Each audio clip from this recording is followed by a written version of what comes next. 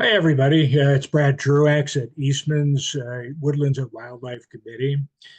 Winter's approaching, and much of our wildlife has migrated away. But winter is actually a good time to see a lot of signs of our wildlife. A lot of animals remain active during the winter. Here's just a list of frequent ones: moose, deer, bobcats, fishers, beavers, rabbits and hares, barred owls, foxes, skunks, coyotes, otters, and many others. Uh, Fresh snowfall is a great time to look for animal tracks. But keep in mind that the tracks often get distorted by the snow as it melts. And the tracks that you're most likely to see in the snow here at Eastman are most often from dogs.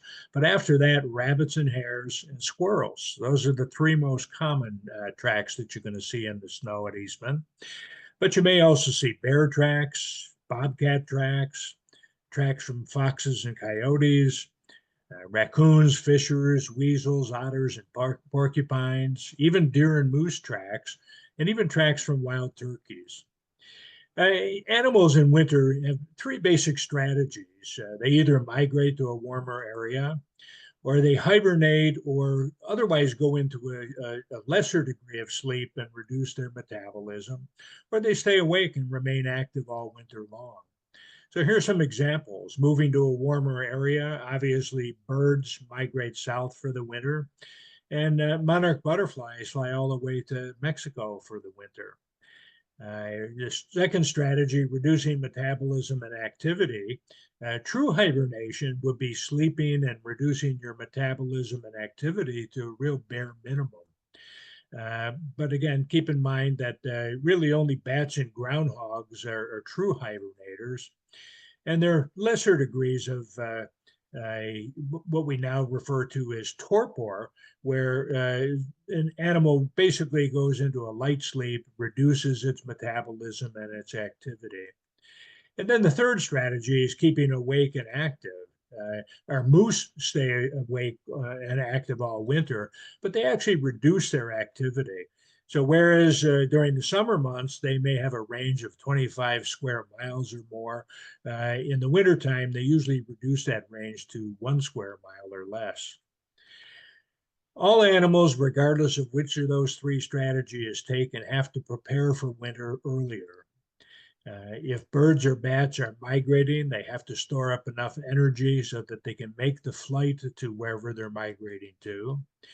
A bear develops what we call hyperphagia. That's where they eat basically everything in sight and fatten up so that there's enough fat stores to get through the winter. And groundhogs basically double their weight because they go through the winter without eating at all.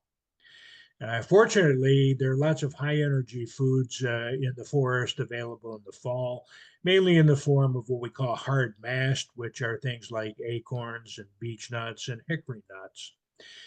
Squirrels cache nuts for the winter in their nests. Actually, some of them cache nuts in multiple sites as kind of an insurance in case something goes wrong with one of the sites. And blue jays also cache nuts, often very far from where they found them. And chipmunks cache food in the larders in their very extensive burrows.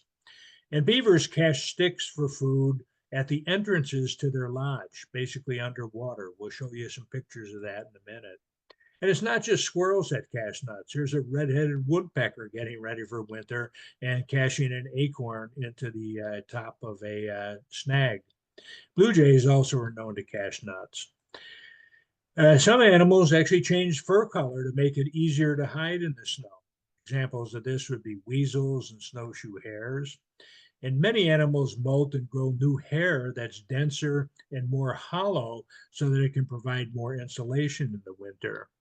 Some animals grow fur on their feet, for instance, lynx and snowshoe hares, or they grow extensions on their feet, such as the ruffed grouse, so that they can actually walk on top of the snow.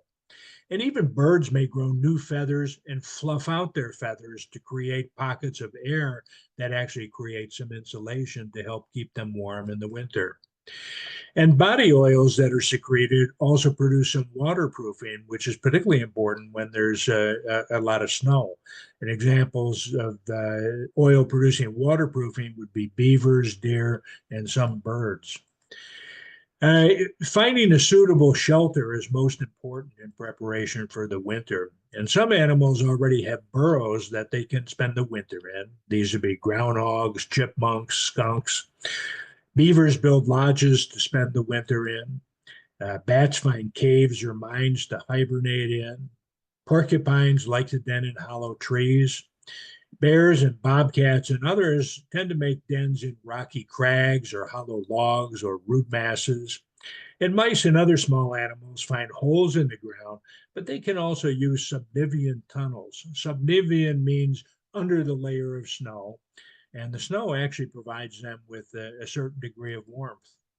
And turtles and frogs tend to find deep water that's deep enough so that the ice doesn't reach them, and then they dig into the mud and spend the winter there. And a few frogs actually totally freeze in winter, yet they live. Snakes also huddle together in what we call hibernacula. I mentioned the rocky dens. Bobcats particularly like rock formations for caves that keeps them out of the severe weather. And this bottom one is a bear cave here in New Hampshire. And again, both bobcats and bears can also den in hollow logs or root masses and other areas other than just rocky dens. I mentioned the color changes for winter. Again, some animals change color of their fur in the winter. Weasels and snowshoe hares most common, and they go from brown coats to completely white, except for the tip of the tail in the weasel, which remains black. And it's not the temperature or the snow cover that triggers the change.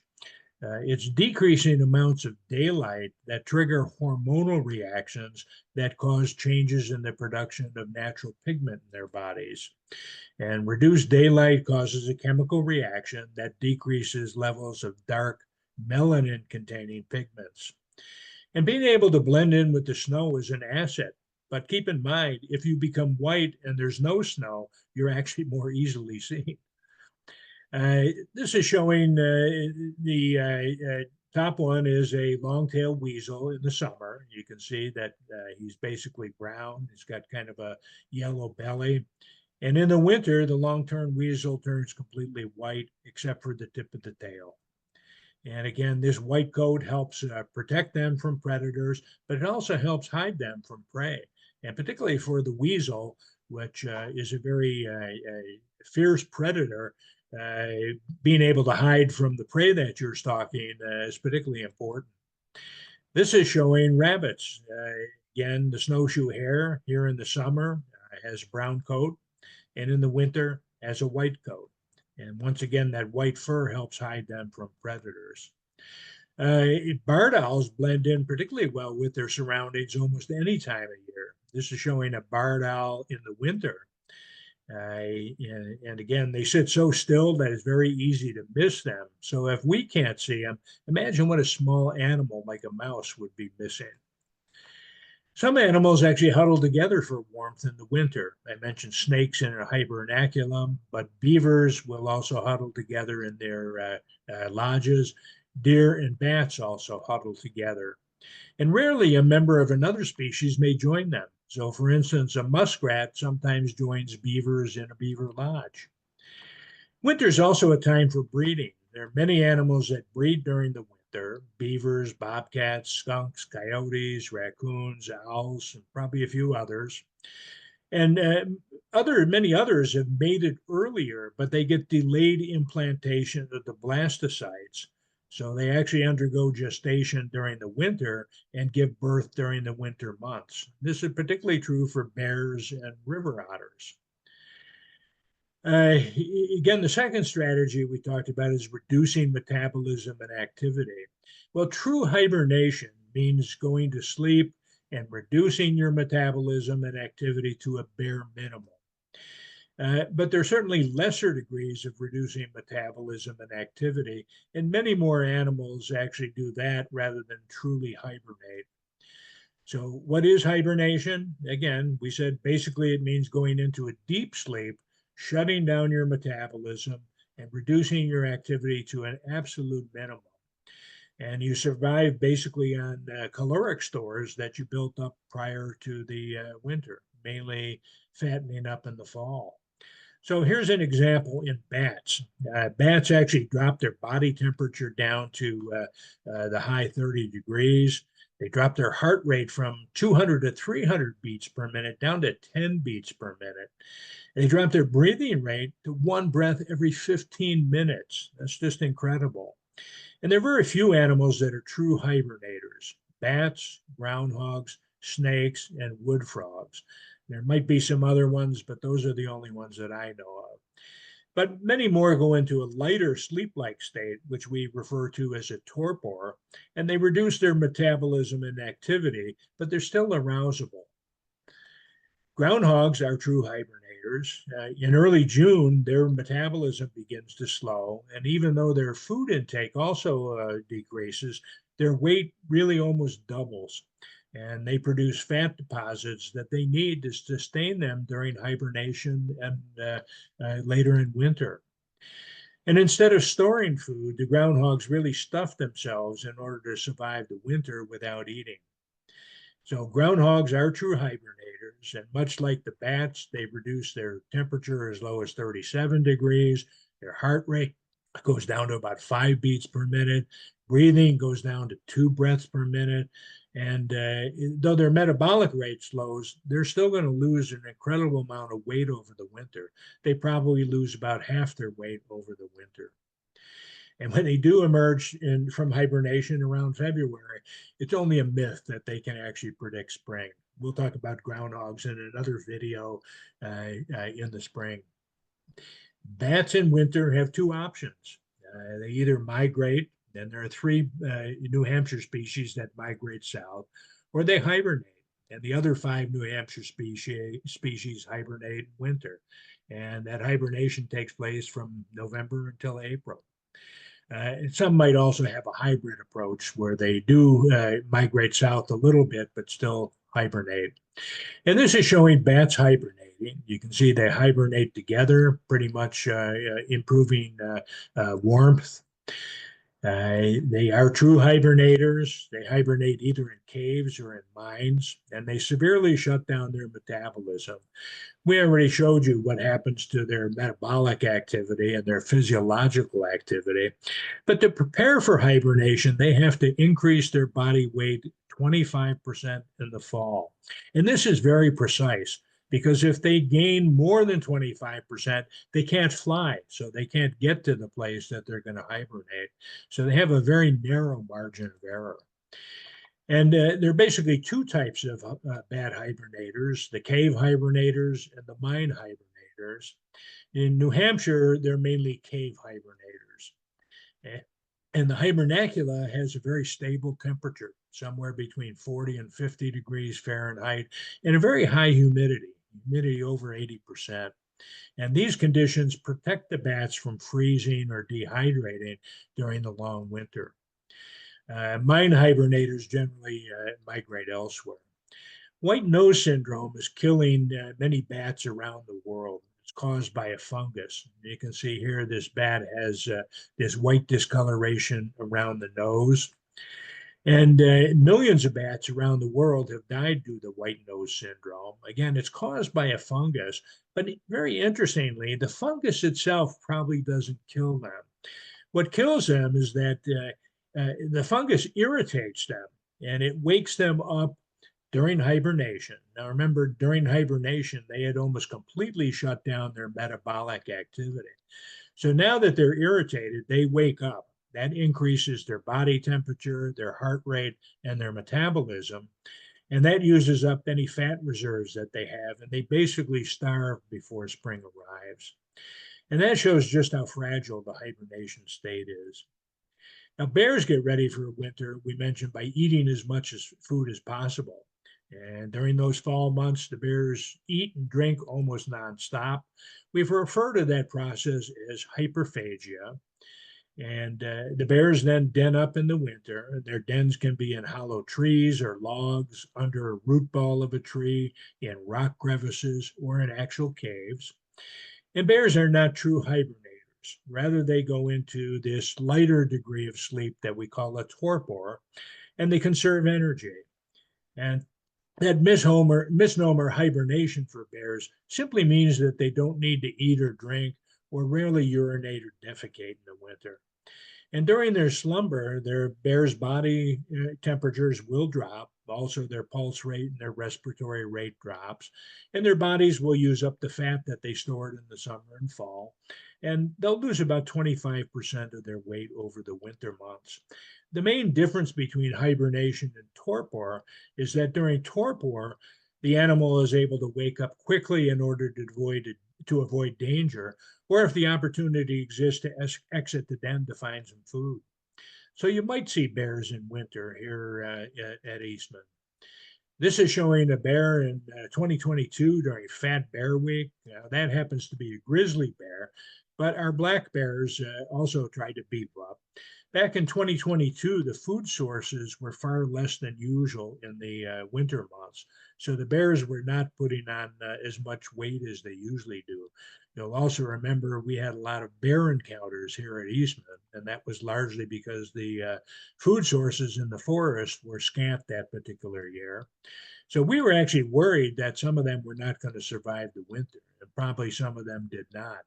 But subsequent years were what we call mast years, where we had abundant acorns and beech nuts in the woods in the fall. So the bears had lots of food in the forest and were able to bulk up over the winter. So again, the hibernation, which again is a misnomer, is triggered by the decreasing day length and some hormonal changes that happen in the animal that basically tell the animal it's time to conserve energy. And pregnant bears give birth to their cubs in the den, mostly during those first 2 months that they're, quote, hibernating. And the family remains in the den for the duration of winter. The cubs nurse on the mother, even though she's asleep in most cases, and the cubs grow during the winter. And they all emerge in the spring when the snow begins to melt and they start searching for foods, often searching first in the wetlands, which tend to have some of the earliest food sources. This is showing a black bear den. This is showing another bear den. We mentioned they can den in hollow trees. And because they're not true hibernators, they may arouse during winter. And this is a video, courtesy of Mark Kendall, of some bears they saw in a tree den in winter. And there you can see up top is a mama bear. Below is at least one or two cubs. And they're actually awake here in winter. You can still see some snow out there. Bear tracks in the snow. The bears have 5 toes and very wide palm pads. The hind paw has a large heel print. This is actually a hind paw up here, a front paw down here. And you can see that in the front paw, the claws are shorter and the toes are a little bit more separated than on the top. And the heel pad on the front foot is barely showing. You can just kind of see a little bit down here. Our New England winters are getting shorter, and they start later and they end earlier. And we have many more days of that are free of snow cover in our recent years. So as a result, the bears are more out and about in recent years. And that's why we recommend not putting out your bird feeders until there's been snow on the ground for a while. And the old recommendation was always take your bird feeders down between April 1st and December 1st. But with shorter winters, you need to take into account the bear activity when you're making a decision about putting your bird feeder out or taking your bird feeder in. Bobcats can be on the prowl year round. Their coat becomes a lighter gray in the winter, and that tends to blend in with the bare plants in winter, so they're pretty well camouflaged from their prey. They don't mind snow, but they don't really like deep snow. So, so often, if there's a heavy snowstorm, they'll stay in their shelter. Canada lynx, which we don't have here at Eastman, have larger padded feet that help them walk on top of the snow more easily than the bobcat can. So if you're actually in an area that has both lynx and bobcats, the bobcats are at a different disadvantage. Lynx have been seen recently in northern parts of Vermont, and they're probably also present in northern New Hampshire. But we don't have lynx down here. No definite sightings of lynx in the Eastman area. And the bobcat's breeding season is between mid-January and early February, so they often breed during the winter months. This is a video courtesy of Amy Hoffman of a bobcat here at Eastman. And you'll see first she, this is probably a she because they're relatively small, sitting on her haunches. Then she'll have a slow, stealthy gait. And notice the paw placement as she goes. And then also notice that there's a bird feeder. Here's the video starting. She's getting up off her haunches. She's sniffing at some scent there. Then maybe another bobcat left. Okay, now she's going to walk very stealthily. And right there, you can see a bird feeder. Now, that's important. She's not looking for bird seed. What she's looking for are the small animals that might be feeding underneath that bird feeder. So, again, pretty impressive. That's a bobcat in winter here at Eastman. Bobcats like stone walls, and you'll often see them around stone walls. One of the reasons is that small mammals like mice and voles also tend to inhabit those stone walls. So the bobcat likes to be there to hunt those animals. And they also use those stone walls as kind of elevated corridors while they're hunting. But note, particularly in this picture, remember I mentioned camouflage? Well, the bobcat has in summer has a more brownish colored coat. Here, the coat is turned very gray in the winter, and it blends in both with the stone walls and with these branches that no longer have any leaves on them. So, where do bobcats den? Well, they make dens for breeding and storing food, and protection from predators, and protection from the weather. And those dens are also used for rest, sleep, and play. And they especially like to make their dens in rock formation and caves. But they also may den in a hollow tree or a log or a brush pile. And often they'll have multiple dens. And once again, you saw this photo before, denning here to basically to get out of the winter and protect from predators. Bobcat tracks are typical feline tracks. Now, again, we often have to differentiate feline from canine tracks when we're out tracking in the winter. And again, feline tracks typically don't show the claws, and that's because most felines have retractable claws, as opposed to dogs and foxes and coyotes, which typically do show the claw marks. So again, this is a typical feline track. And again, also look at the heel print. There are actually three lobes here, which is characteristic of a feline track, as opposed to only two lobes in the canine tracks. And then you can also notice a halo. There's a rough halo around here. You can see it very prominently down here. And that's because there's fur around the paws, and you're actually seeing an impression of the fur in the snow there. Bobcat track patterns. These tracks were actually left by a bobcat here at Eastman. Sorry about this photo is taken through a screen door, but you can see the tracks here. And notice that there's very little horizontal space between the tracks. The tracks almost appear to be linear. And that's what we call direct registration. And what that means is that as the animal walks, the hind foot actually lands directly on top of the front foot track. So it's called direct registration. You may also see what we call bobcat sit downs. So again, remember this picture in the video, we saw that bobcat sitting on her haunches. So this is a bobcat sitting on his haunches. This is a bigger one. So he's sitting down. You can picture his back paws are underneath him. One front paw is on the ground. The other one may be touching. So again, what you would see in the snow is exactly that. Here are the two back paws that were underneath. Here's kind of the belly and the underside of the bobcat as he was lying down. There's a front paw and another front paw. So again, that's a bobcat sit down. Okay, squirrels also fatten up prior to winter, and they spend much of their time in the winter in their nests or their dens. And they have two types of nests. Some are platform nests, which are up in trees, but the other are cavity nests, which are also in trees, but they're actually a cavity. And the cavity nests actually provide more shelter from the elements in the winters. And squirrels may huddle together in those nests in order to keep warm. And they also generate heat by shivering. And on days below freezing, they may go to sleep in their nests. And again, they'll lower their heart rate, their breathing, and their body temperature, but never to the point of hibernation. So it's more fitting with what we call torpor. And they've cached nuts for the winter, so they spend less time foraging outside in the winter.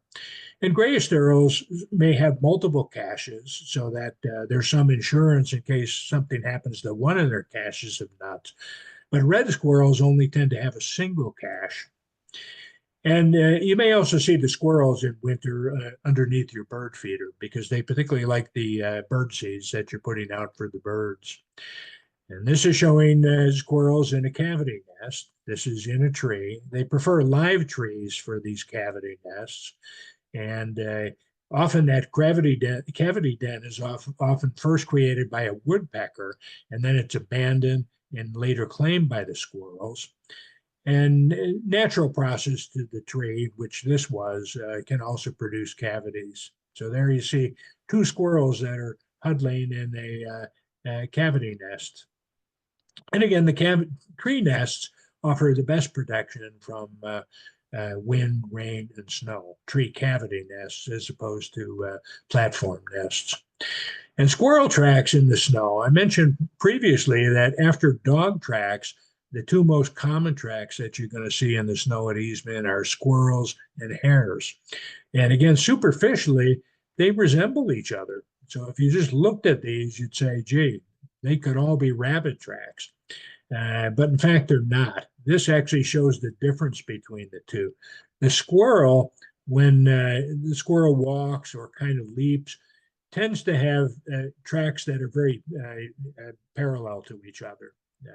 Remember, these are the front paws up here. These are the back paws up here, the front paws back here. But with the squirrel, they're very close together. Whereas in the snowshoe hare, they're offset. These front paw tracks are offset. And this is just showing squirrel tracks in the snow. And squirrels have four or five toes showing on their tracks. More often, you'll see four toes on the front and five on the back. Remember, this is backwards here. And there's often what we call a 1-1-3-1 pattern. If you look here, you have one short toe, three long toes, and then another short toe. And again, this is just showing the same thing schematically. Um, and again, the palm pads on the front feet tend to be somewhat triangular in shape, so kind of triangular, whereas the hind pads tend to have more of an arc shape. Chipmunks in the winter live year round, or chipmunks live year round in their very extensive burrows. And they cache food in the larder in their burrows. And they may also do some scatter hoarding as well. They don't really hibernate, but again, they go into this state of a light sleep or torpor, and they remain in their nests until springtime. And their sleeping quarters are kept clear of shells from nuts, and their feces are actually stored in special tunnels for refuge. This is just showing an extensive diagram of a chipmunk burrow, and you can see there are multiple different chambers. They can store some food here. Down here is where they defecate and urinate, and it goes out there. Rabbits in the winter, rabbits and hares are active all winter long, and they shelter underground, and they insulate their dens with grass and straw and twigs. And you actually may be more likely to see them in winter because they have to spend more time outside looking for food. And they need to find tall plants to eat that are sitting above the snow because they don't dig down into the snow to find plants. And rabbit hair and hare tracks are probably the most common tracks that you're going to see here at Eastman after dog tracks. And we already mentioned that the snowshoe hare's coat turns white in winter to help hide them from predators. But the cottontail rabbits stay brown. So they have to find some thick bushes or evergreen trees or some fences to hide behind so predators can't find them. And snowshoe hares tend to grow more fur on their paws in the winter, and that helps them walk on top of the snow. So this is showing some hare tracks. Once again, you see the hind paws actually come out front, and then the front paws are back here. And as opposed to the squirrel, there's an offset here between the two front paws. And often melting will somewhat obscure the tracks. And I can't tell you how many times we've been out following tracks thinking, oh, this is going to be a much more exotic animal that we're tracking, only to finally realize, yeah, they were just rabbit tracks that were somewhat distorted. Foxes may den in winter, but usually they just curl up out in the open and they wrap their tail around themselves, tuck in their noses, and rest in the snow. And on real cold nights, they may reclaim a den or create a new one. The red foxes have an uncanny ability to find prey underneath the snow. And they have a keen sense of hearing that helps them locate the prey. And interestingly, they use the Earth's geomagnetic field to help them hunt in the snow. Many of their leaps in the snow come up empty, but if they're facing north, they catch prey 75% of the time. That's an incredible statistic. And we're going to watch this video.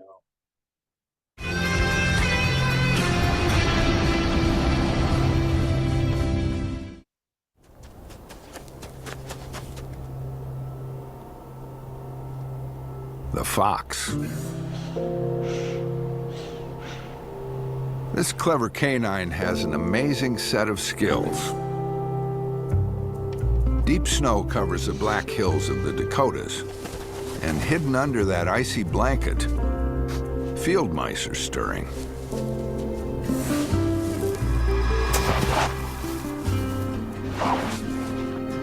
The odds of catching anything might seem hopeless, but not to him.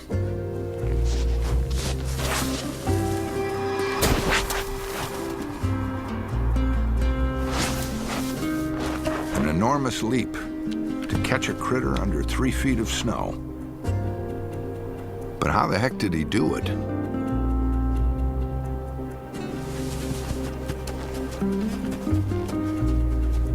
He's homing in on something. But it takes immense concentration, and he needs complete quiet.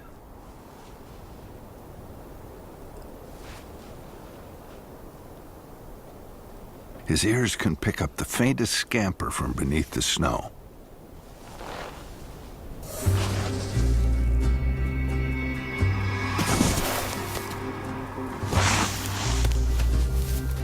But there's a catch.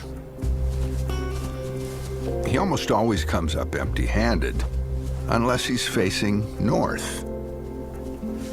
But how's that possible? As unbelievable as it sounds, scientists now think he's actually homing in on the magnetic field of the planet, using it to calculate and plot his trajectory. The kind of math missiles use to hit their targets. Just the slightest distraction can throw him off.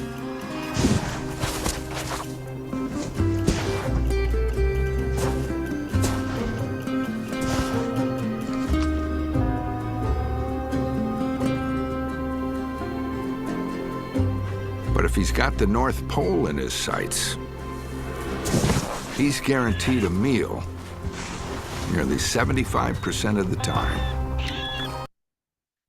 And then we always find that video just to be incredible. Okay, coyotes remain active year-round. They don't hibernate, and you're more likely to hear them than you are to see them. Coyotes do communicate by vocalizing, by scent marking, and through a variety of body displays. They'll howl to locate their pups or to advertise for a mate or to warn intruders to stay out of their territory. And they mate from January to early March. So they're mating in the winter. And interestingly, you may see this out in the snow. This basically is a little depression in the snow, and there's a little bit of blood associated with some urine colors there. And the blood tinged urine in the snow is actually from a female coyote who is in pre-estrus, which usually starts during mid-December. And quite often, they're very vocal during mating season. Skunks are not true hibernators. They also will be building up stores in preparation for winter. And in winter, they enter into a torpor or a deep sleep that they can be aroused from, and they become less active with less feeding. But they may be active in winter, so don't be surprised if you see one in the snow. And access to food is probably the biggest driver of their activity. So if there is some food available, they're up and about, and they may become more active during breeding season, particularly from February to April. This is showing a skunk on a video, I'm sorry, on a game cam, and you might see them out in the snow. Porcupines are also active all winter long, but they often stay in their dens or in very cold or stormy weather. And they may den in crevices in rocks, hollow trees, or hollow logs, and any place that there's easy access to a nook. But because they have very short legs, they can't navigate very well in winter in the snow. So they don't wander very far from their dens. And they eat mostly bark and branches from nearby trees in winter. And these are of limited nutritional value. And because of that, they may lose up to a third of their weight during the winter. But very characteristic of porcupines is that they leave scat right outside their den. So again, if they're living in a den in a hollow tree or a rock crevice or a cave, they basically step outside of their den, defecate, and then go back inside the den. So here you see a ton of scat that's located right outside this porcupine den. And this often leads to very large piles of scat. So how about beavers? What do they do in the winter? Well, they live in their lodge. The lodge temperature stays at about 32 degrees. It's very well insulated by mud, snow cover, and the beavers actually warm it up by huddling together, and they use radiating heat. And the beavers store fat in their tail, and they utilize that fat over the winter. Adult beavers will reduce their metabolic rate during the winter, but the younger beavers tend not to. And as we mentioned before, the beavers put piles of sticks under the water at the base of the lodge, and that serves as a food store for themselves and their young all winter long. And the adults go and retrieve these sticks for the young to feed on. And the beavers tend to sleep together in the upper level of the lodge for warmth. And sometimes, as we mentioned before, they'll even let a muskrat in to help with that sleeping together. As a result, single beavers don't do as well in winter as beaver families do, because again, they have nobody to huddle with. And beaver fur is thick in winter, and there's also oil that's spread from their anal glands that makes their fur waterproof. And if there's some open water in winter, they may venture out to eat trees. This is showing a beaver lodge. Again, you see underneath there are two entrances to a beaver lodge. There are several levels to the beaver lodge.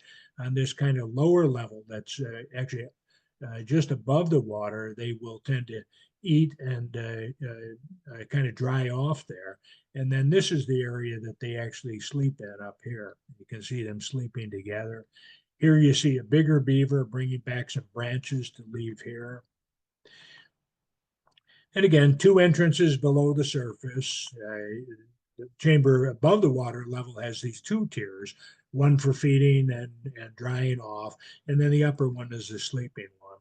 And again, the cache of sticks is kept below the water line, and they use that as a food source all winter long.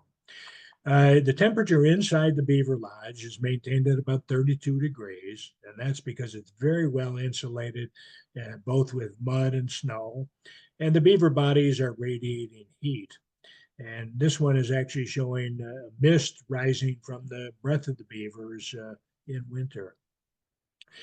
Um, Interestingly, this lodge was built in one of the polishing ponds here in Johns Glen at Eastman last winter. And it's a bit unusual that it's in the polishing ponds as opposed to another area. But the beavers can also dig canals through the wetlands so that they can basically swim right out to the forest, cut down a tree, and drag it back uh, without getting eaten by a predator, which is pretty good. But they can also swim under the ice to the shorelines and bring sticks back to the lodge. This is showing the polishing pond right next to the one where we saw the Beaver Lodge last year here at Johns Glen and Eastman. And look at this. You see this long curved line under the ice. And that's actually, we speculated that was from the beavers going out to grab some wood out in the forest, coming back to where the lodge is and leaving those sticks underneath or using the sticks to help build the lodge. And we pretty much confirmed that this spring when once the snow had melted, we were able to see where the beavers came out of the water and crossed another path and went down into the woods, down into Bog Brook. So again, very interesting. Otters are also active all winter long. They're semi-aquatic mammals, so they tend to find a den that's near open water, particularly things like an old abandoned beaver lodge. And their other options are burrows or nooks or even on fallen logs. And they still like the water in the winter, and they have no problem swimming in icy water in winter. And their specialized coat of fur has two layers, one that's essentially waterproof. And they rely on eating crayfish and amphibians, reptiles, and fish from streams and rivers, regardless of the season. And they still love to play, and sliding is one of their favorite pastimes. So we're going to see beaver sliding in the snow.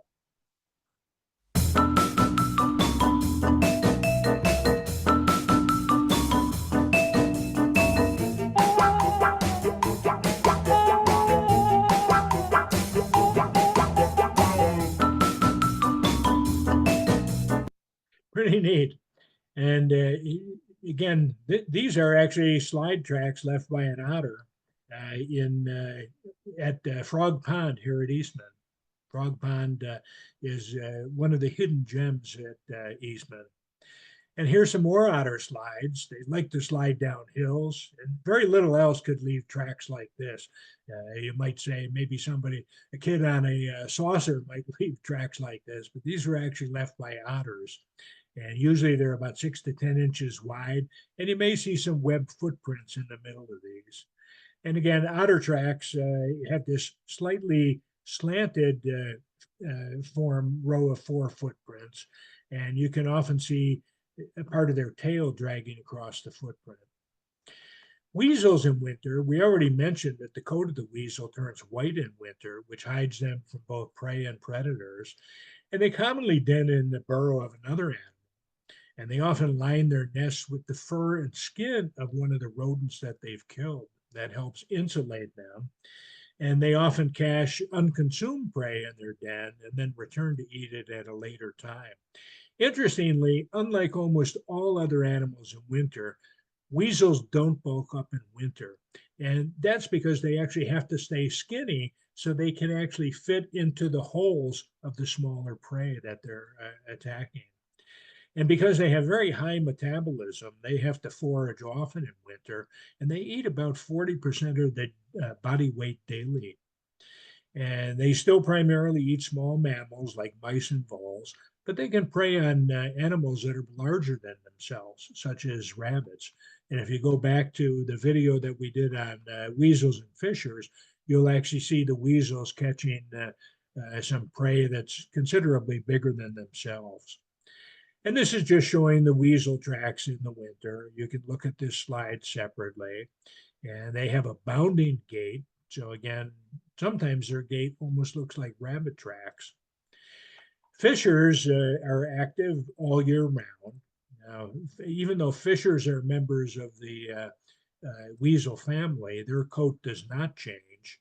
And this is showing a fisher caught on a game cam out at night in winter here at Eastman. So they are active year round. And whereas they tend to hunt mostly at night during much of the year, in the winter they tend to hunt during the daytime. So we're actually more likely to see them in winter. And as I mentioned, unlike weasels, their coat does not turn white in winter. In fact, their already dark fur actually becomes denser and darker and glossier in the winter. And they have relatively big feet, which helps them move on snowpacks. And in winter, they use tree cavities, but they also like to take shelter at ground level, like in a hollow log or a space under a rock or some roots or a pile of brush. And they tend to leave scat near the mouth of these dens, much like the porcupine does. And these ground level dens in winter are easier to find in deep snow. And the snow dens consist of tunnels that may lead to a intranivian or subnivian chamber, meaning either within the snow layer or under the snow layer, or to a ground shelter. And we're going to show you. The fisher visited the hacienda backyard out here in Corbeil near North Bay. You can see this fisher. This happens to be in northern Ontario. Here the fisher is sniffing at some scent, probably left by another fisher. Now he's going to turn around and actually leave some scent himself. There he goes. He's leaving some scent from the anal glands. There's the bounding gait. They're very curious. And that's a fisher in the winter. Fisher tracks, again, look like this in the snow. And again, here's the front, two front feet. Here are the hind feet.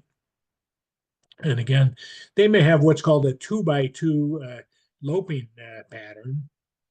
And this is a common track pattern for members of the weasel family. But the track pattern depends on what activity they were in. And again, you can picture what kind of track a fisher that looks like this would leave.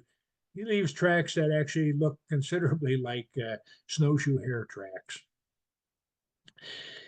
Ed Sheeran is a wildlife specialist at the National Park Service at Marsh Billings. And he does each year a session on animal tracking that I highly recommend that you follow. And he will look at tracks and picture not only who left the tracks, but what they were doing. So here's an example he gives. These are fisher tracks. So the fisher came up to this open water area, probably took a drink, and then wandered off. Well, here's some more fisher tracks out here. These larger tracks were left by a male fisher, and these smaller tracks were left by a female fisher. So he superimposed a picture of a fisher to imagine what was happening here.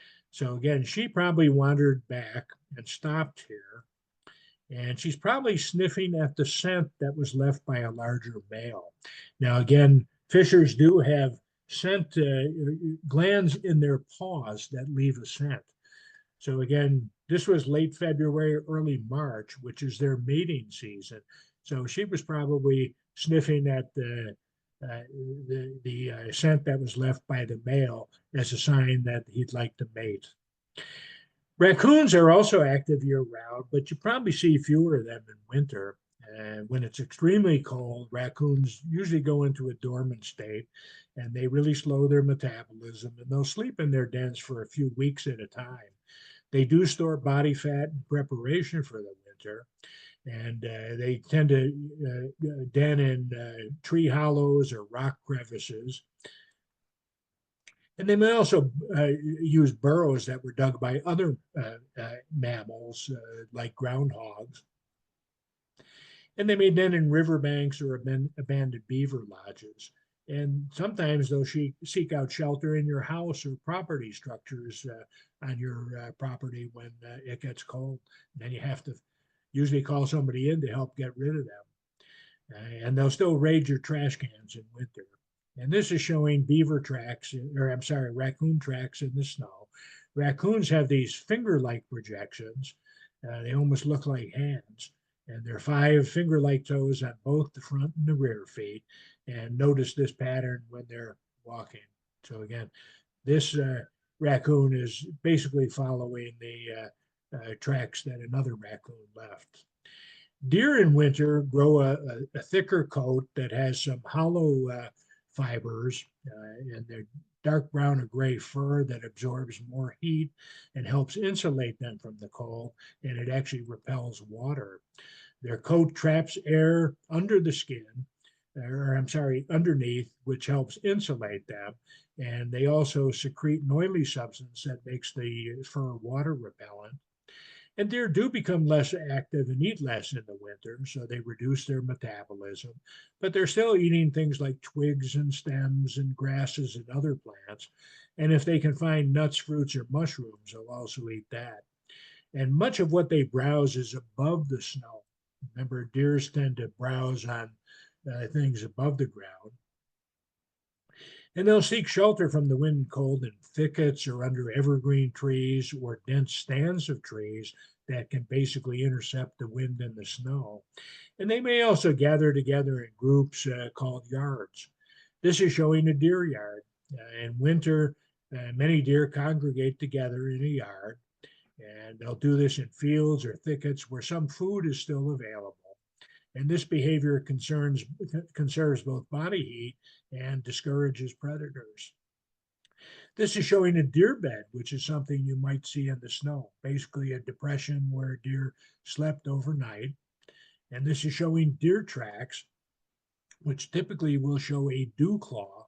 So again, if you look up here, you can kind of barely see a dew claw right here. The deer was going this way, so you're seeing a dew claw.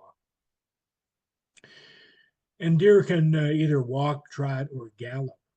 You may see deer scat in the winter. Deer scat looks like firm little black pellets, about twice the size of rabbit pellets and half the size of moose pellets.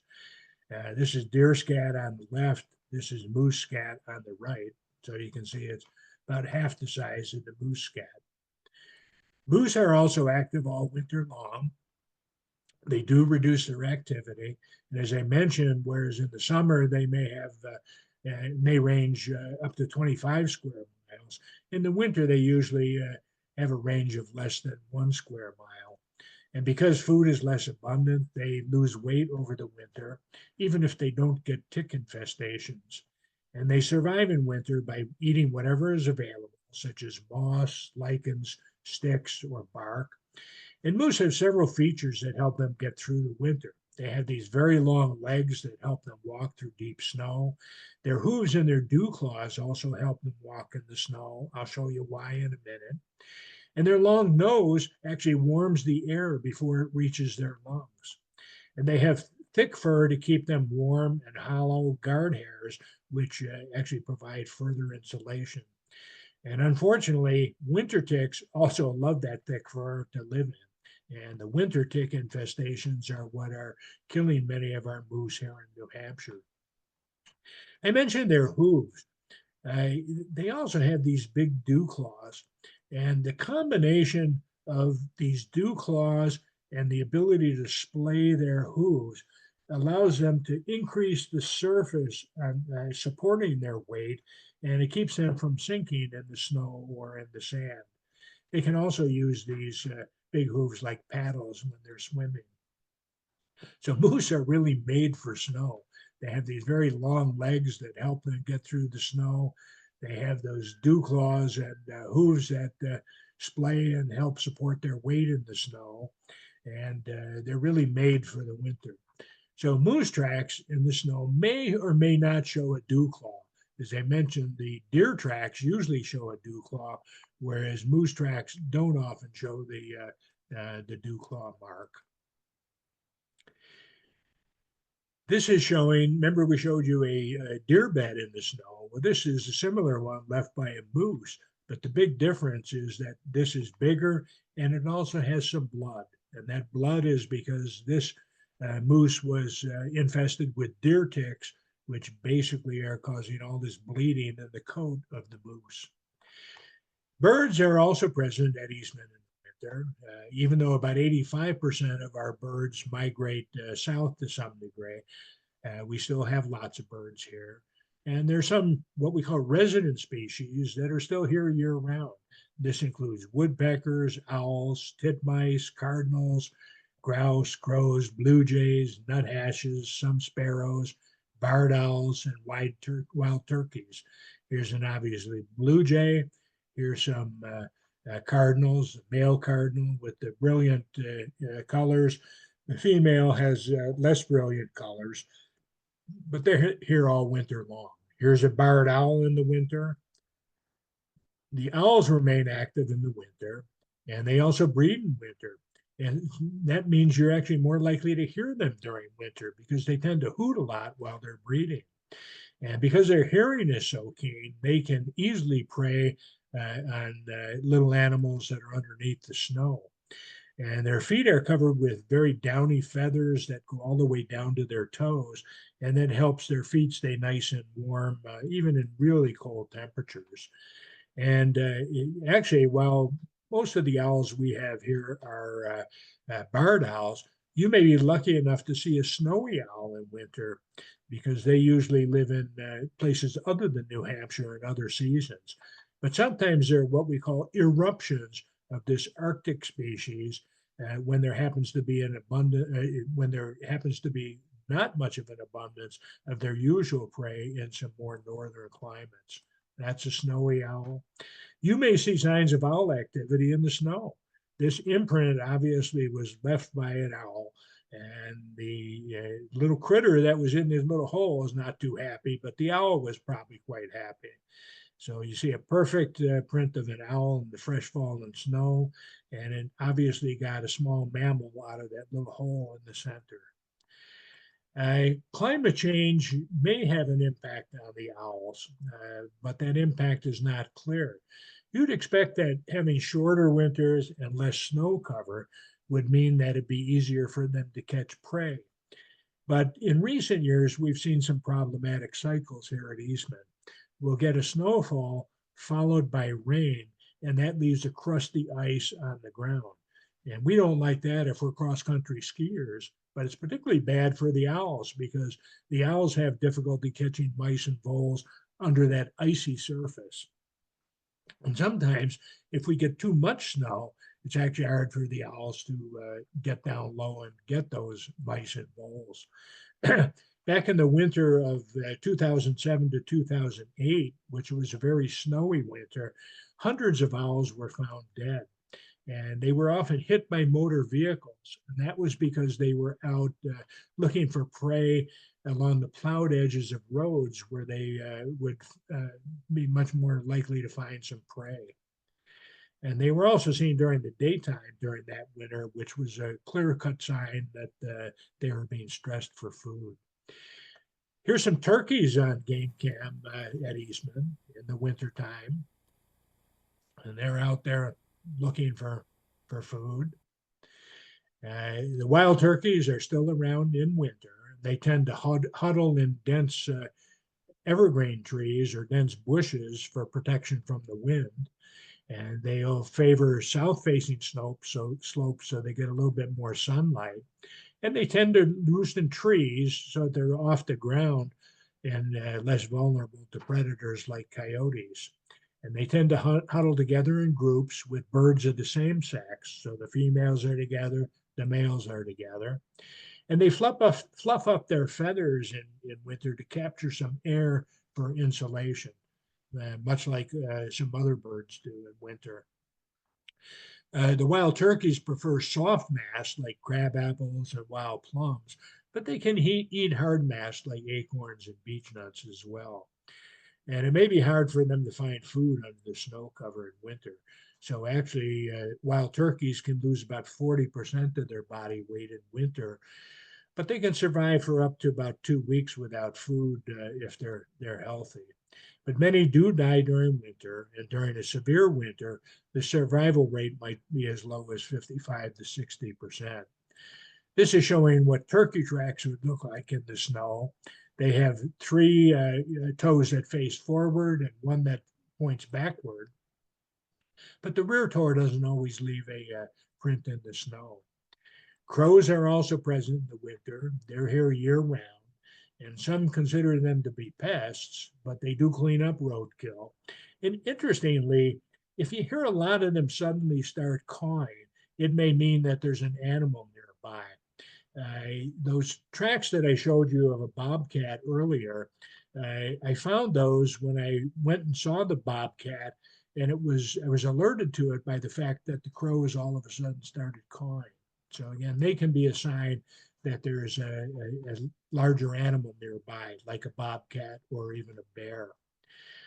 Unfortunately, we haven't talked a lot about insects in winter. Most insects either burrow into the ground or have a nest in winter, but ticks are still a concern in winter.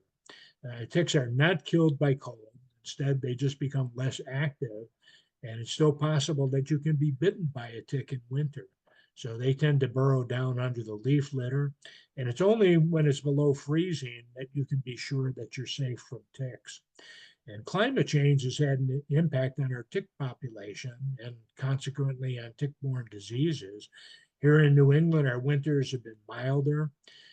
They're warmer winters with less snow cover. So the ticks are more active earlier and later in the year. And of course, winter ticks find the warmest place of all, the coat of a moose.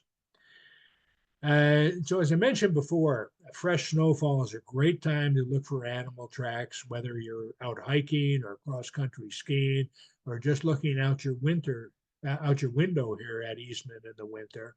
Keep in mind that tracks in the snow often get distorted, and the tracks that you're most likely to see here again are dogs, rabbits and hares, squirrels, bears, bobcats, foxes and coyotes, raccoons, fishers, weasels, otters, porcupines, deer and moose, and even wild turkeys.